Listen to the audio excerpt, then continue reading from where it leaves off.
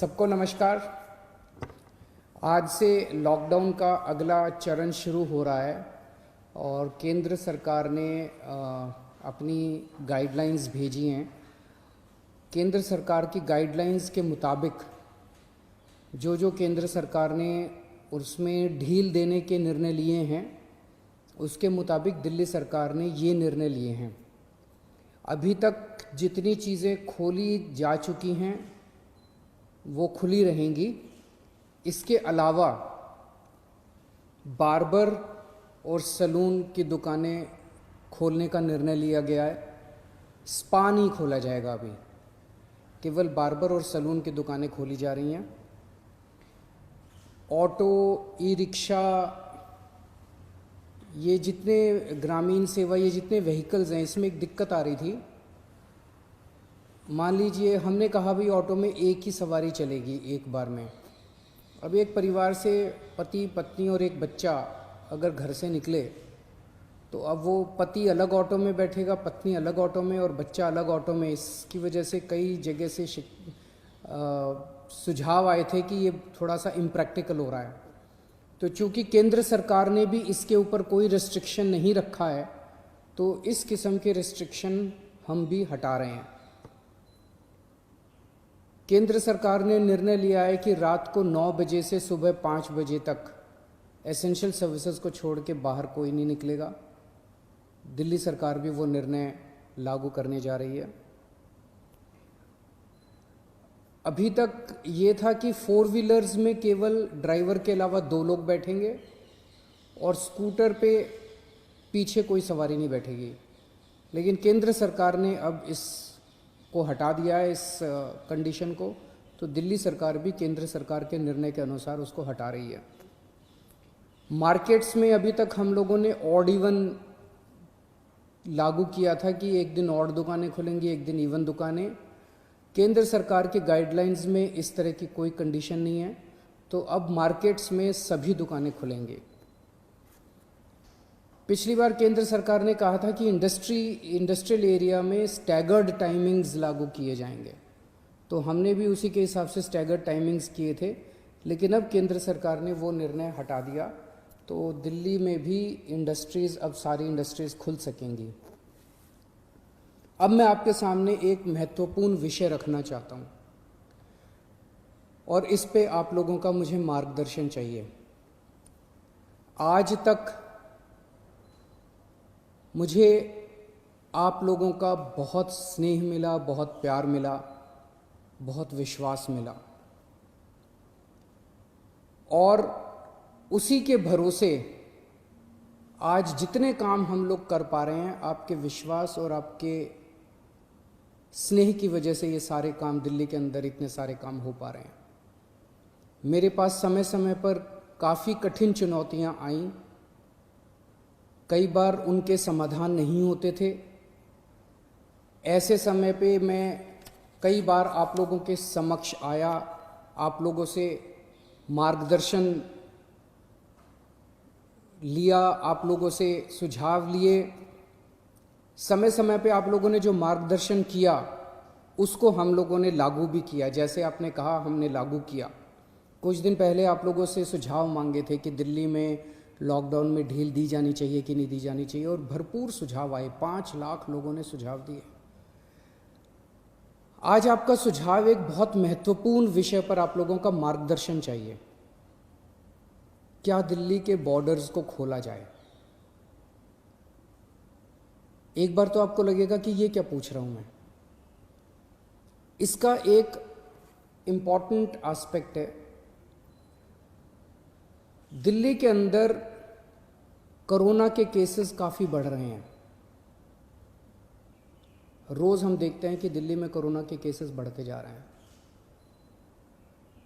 मैंने इसके बारे में कहा कि दिल्ली में कोरोना के केसेस बढ़ रहे हैं, ये चिंता का विषय तो है, लेकिन घबराने की ज़रूरत नहीं है। ये मैं इसलिए कह पाया क्योंकि दिल्ली के अंदर पिछले 5 सालों में आपकी सरकार ने दिल्ली के अस्पतालों में और स्वास्थ्य सेवाओं में खूब पैसा इन्वेस्ट किया है।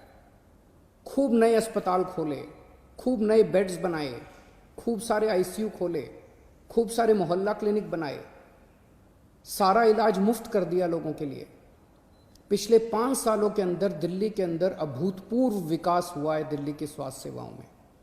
आज उसी की वजह से, जब कोरोना की महामारी की वजह से देश के और दुनिया के कई हिस्सों के अंदर उनकी स्वास्थ्य सेवाएं बिल्कुल ध्वस्त हो गई, कोलैप्स कर गई, आज दिल्ली में बढ़ते हुए केसेस के बावजूद आपका मुख्यमंत्री आपको विश्वास दिलाता है कि अगर आपके घर में कोरोना हो गया तो चिंता मत करना, आपके लिए बेड है, हमने आपके लिए बेड का इंतजाम कर लिया है। पिछले हफ्ते जब मैंने आप लोगों से बात की थी, अभी कुछ दिन पहले, मैंने आपको कहा था कि आज की, उस दिन मैंने कहा था 3-4 दिन पहले कि आज की डेट में दिल्ली में 2100 मरीज हैं, लेकिन 6600 बेड का इंतजाम है। और ये 9,500, 5 जून तक 9,500 बेड्स का इंतजाम हो जाएगा, 9,500 बेड्स। जबकि आज की डेट में मेरे ख्याल से 2300-2400 पेशेंट्स हैं आज। तो 2300-2400 पेशेंट्स के अगेंस्ट में हमारे 9,500 बेड्स का इंतजाम होगा। ये कौन से अस्पताल में कितने बेड खाली हैं, कितने वेंटिलेटर खाली हैं, एक तो है कि मैं वैसे ही हवा में बात कर लूँ, लेकिन अब आपको ऐप के ज़रिए भी ये पता चल जाएगा। ऐप तैयार हो चुका है, उसको कल लॉन्च कर रहे हैं, कल सुबह उसको लॉन्च करेंगे। आप उस ऐप को डाउनलोड कर लेना और आपको पता चल जाएगा कि किस अस्पताल के अंदर कितने बेड खाली हैं। और अगर आपके घर में कोरोना हो तो आप वहाँ जा सकते हैं। लेकिन अगर हमने बॉर्डर्स खोल दिए तो पूरे देश भर से लोग दिल्ली इलाज कराने के लिए आते हैं। क्यों आते हैं? 2 कारणों से दिल्ली आते हैं। एक कारण कि दिल्ली की स्वास्थ्य सेवाएं आज पूरे देश में किसी भी राज्य से या किसी भी शहर से सबसे ज़्यादा अच्छी हैं। पूरे देश में सबसे अच्छी स्वास्थ्य सेवाएं आपको दिल्ली में मिलती हैं, तो पूरे देश भर से लोग इलाज कराने आते हैं। और दूसरा कि दिल्ली के अंदर सरकारी अस्पतालों में सब कुछ मुफ्त है। आपका 10 लाख रुपए का भी अगर कोई ऑपरेशन होगा तो वो भी मुफ्त है। तो पूरे देश भर से लोग यहाँ इलाज कराने आते हैं। जैसे हम बॉर्डर्स खोलेंगे, देश भर से लोग अपना इलाज कराने के लिए दिल्ली में आएंगे।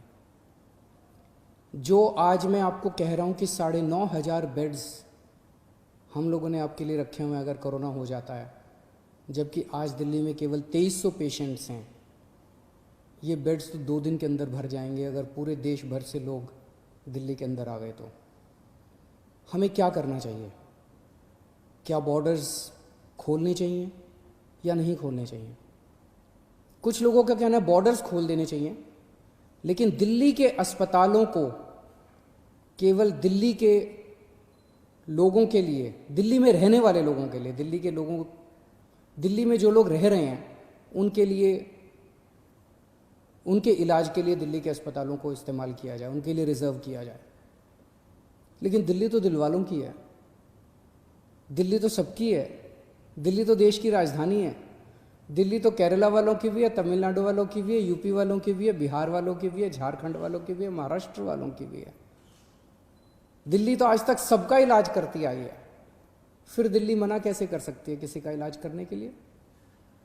तो कुछ लोगों का सुझाव है कि जब तक कोरोना है तब तक के लिए कम से कम दिल्ली के अस्पतालों में केवल दिल्ली में रहने वाले लोगों का इलाज होना चाहिए। क्या होना चाहिए? बहुत सारे सुझाव हैं। मुझे आपसे मार्गदर्शन चाहिए और हमें क्या करना चाहिए। आप हमें इस बारे में सुझाव भेजें।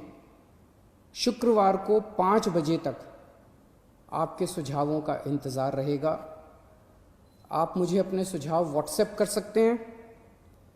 व्हाट्सएप नंबर है 8800007722।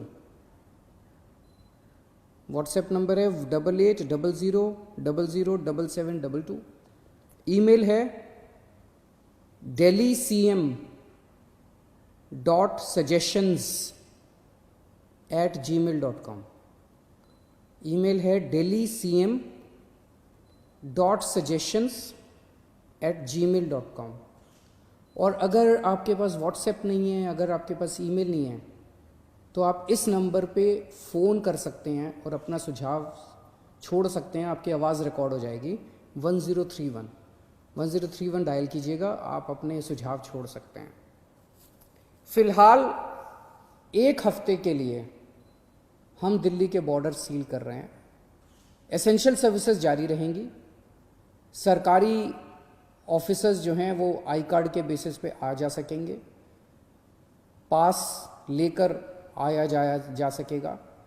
तो फिलहाल 1 हफ्ते के लिए हम अपने बॉर्डर सील कर रहे हैं। उसके बाद जो सुझाव आएंगे, जो आप मार्गदर्शन करेंगे, जो आप जैसा कहेंगे, सभी के सुझावों के आधार के ऊपर हम एक्सपर्ट से भी बात करेंगे और भी बहुत सारे लोगों से बात करेंगे। उसके आधार पर अगले हफ्ते फिर इसके बारे में एक ठोस निर्णय ले पाएंगे। नमस्कार। अगर आप ये वीडियो YouTube चैनल पर देख रहे हैं तो हमारे चैनल को सब्सक्राइब करें और Facebook पेज पर देख रहे हैं तो हमारे पेज को लाइक करें।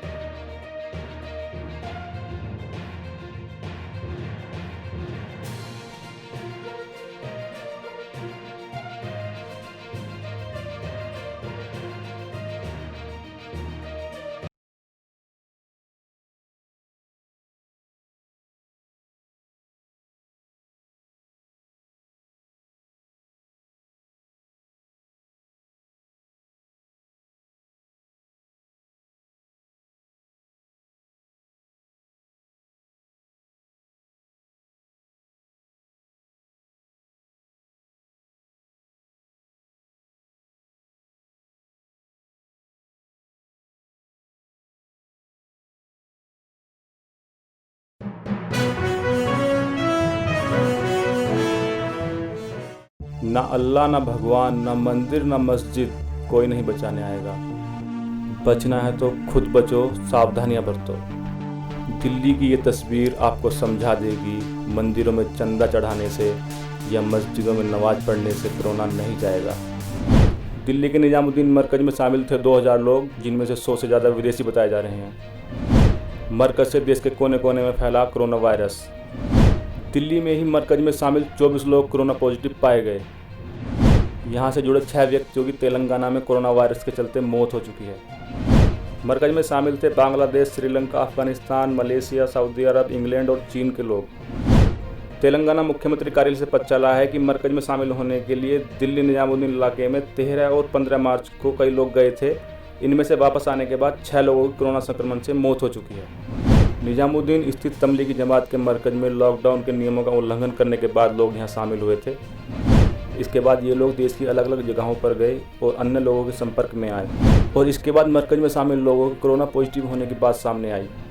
पिछले 24 घंटे में 227 नए कोरोना पॉजिटिव केस सामने आए हैं। अब भारत में कोरोना पॉजिटिव केस का मामला 1250 को पार कर चुका है।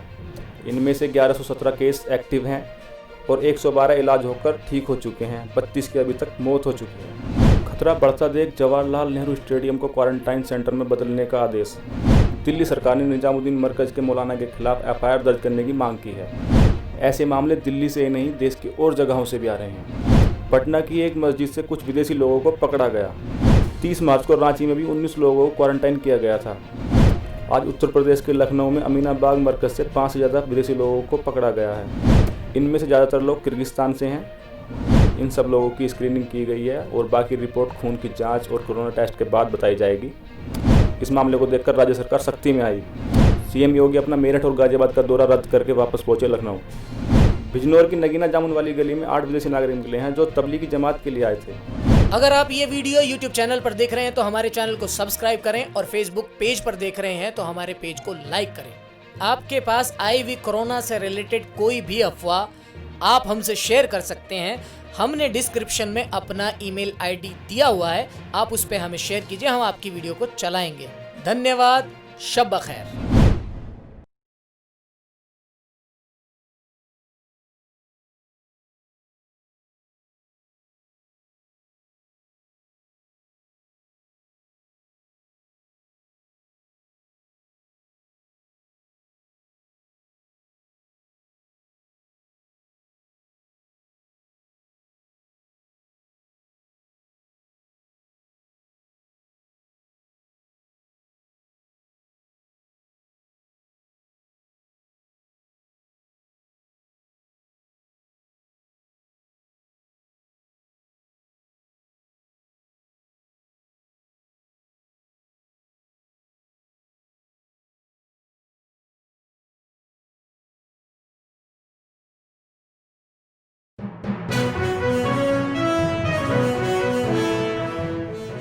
नमस्कार दोस्तों, टुडे न्यूज में आपका स्वागत है। निजामुद्दीन मरकज में तबलीगी जमात।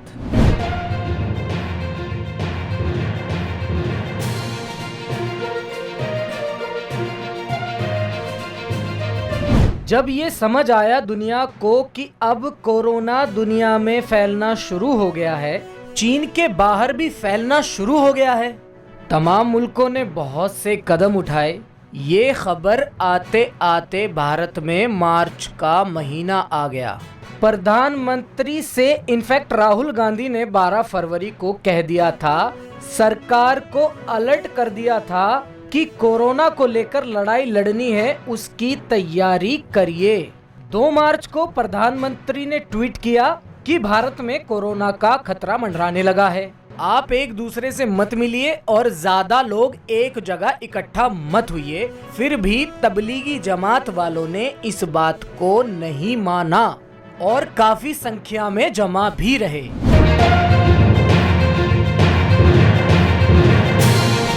भारत के लोग तो थे ही, इसमें विदेशों के लोग भी शामिल थे। और किन किन देशों से आए थे लोग, ये भी बताते हैं।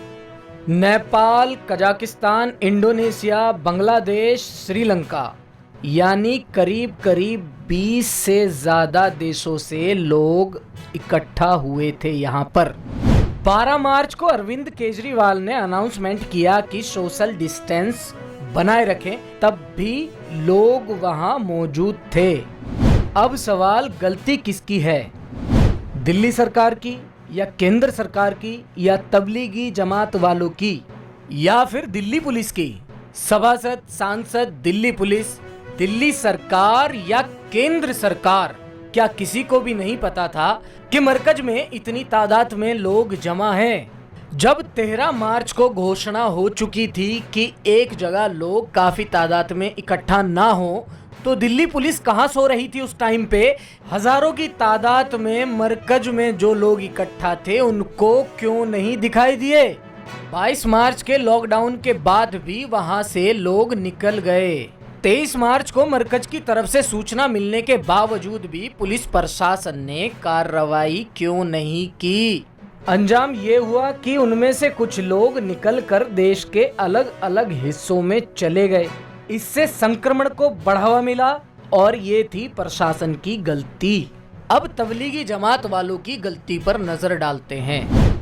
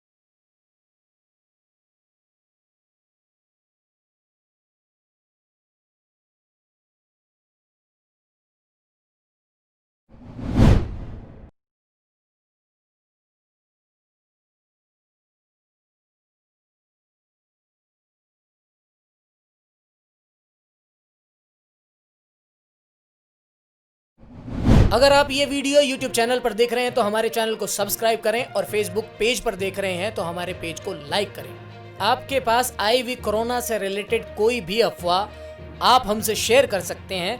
हमने डिस्क्रिप्शन में अपना ईमेल आईडी दिया हुआ है, आप उस पर हमें शेयर कीजिए, हम आपकी वीडियो को चलाएंगे। धन्यवाद, शब बखैर।